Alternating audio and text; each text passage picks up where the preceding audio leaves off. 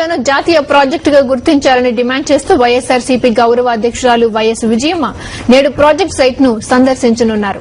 మహానేత వైఎస్ రాజశేఖర రెడ్డి ప్రతిష్టాత్మకంగా చేపట్టిన ప్రాణహిత చేవెళ్ల పథకం అమల్లో ప్రభుత్వ నిర్లక్ష్యాన్ని వైఎస్ విజయమ్మ సూటిగా నిలదీయనున్నారు. ప్రాజెక్టు నిర్మాణ పనులు సాగుతున్న తీరును ఆమె స్వయంగా పరిశీలించనున్నారు. ప్రాణహిత చేవెళ్ల సుజల స్రవంతి దివంగత సీఎం వైఎస్ కలల పథకం తెలంగాణను సస్యశ్యామలం చేయాలన్న సంకల్పంతో ఆదిలాబాద్ జిల్లా తుమ్మిడిహెట్టి వద్ద ప్రాణహిత నదిపై ఈ ప్రాజెక్టు నిర్మాణాన్ని ప్రారంభించారు. వైఎస్ మరణం తరువాత ప్రాజెక్టు పనులు మందగించాయి. ప్రభుత్వం దీన్ని నిర్లక్ష్యం చేసింది.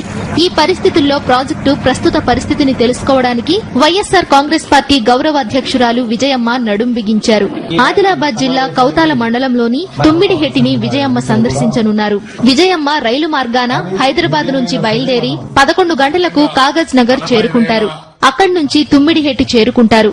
అంబేద్కర్ విగ్రహానికి పూలమాల వేసిన అనంతరం ప్రాజెక్టు పనులను పరిశీలిస్తారు. తరువాత ప్రాజెక్టు నిర్మాణంపై స్థానికులతో చర్చిస్తారు. అనంతరం కాగజ్ నగర్ లో భారీ బహిరంగ సభలో విజయమ్మ ప్రసంగిస్తారని వైఎస్సార్ కాంగ్రెస్ పార్టీ కేంద్ర పాలక మండలి సభ్యుడు ఇంద్రకరణ్ రెడ్డి చెప్పారు. 16 లక్షల ఎకరాలకు దాదాపు 888 మండలాలకు ఇది ఉపయోగపడే 1600 గ్రామాలకు ఇరిగేషన్ తో పాటు హైదరాబాద్ అటువంటి పట్టణాలకు తాగునీరు కూడా మనకు ఉపయోగపడడానికి ఈ ప్రాజెక్ట్ ఎంతో లాభం చేకూరుస్తుంది.